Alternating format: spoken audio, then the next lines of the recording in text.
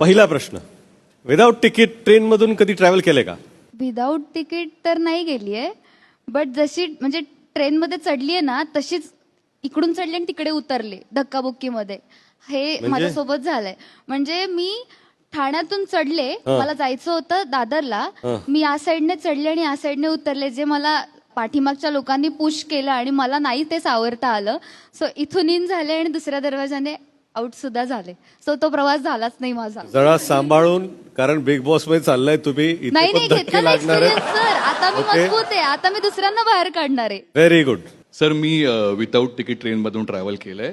मला असं politically correct उत्तर नाही द्यायचं, मला खरं बोलायचं. मी खरोखर सर केलं होतं. तेव्हा ऍक्च्युली तिकीट अफोर्ड करणं सुरू करायला पण थोडा वेळ लागला. सो ह्यात काही सिंपती नाही, पण करावं लागलं होतं विदाऊट तिकीट ट्रॅव्हल. आणि आमच्या बदलापूर साईडची लोक आहेत सर, आमच्यासाठी कसं असतं, जर लेट झालं ना तर आम्ही एक्सप्रेसमध्ये पण चढतो विदाऊट तिकीट, मग ती फास्ट पोहोचते दादरपर्यंत. सो ते सुद्धा केलंय. पण मग तू या स्टेटमेंटला पॉलिटिकली वगैरे बोलू नाही शकत.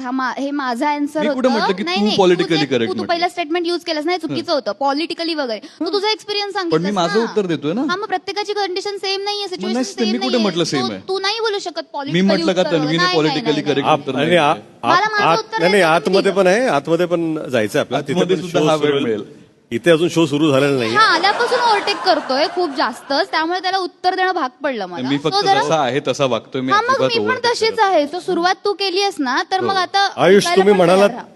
तुम्ही ट्रेन आहात, नाही. Yes sir. आता सध्या एक्सप्रेस वाटतात मला.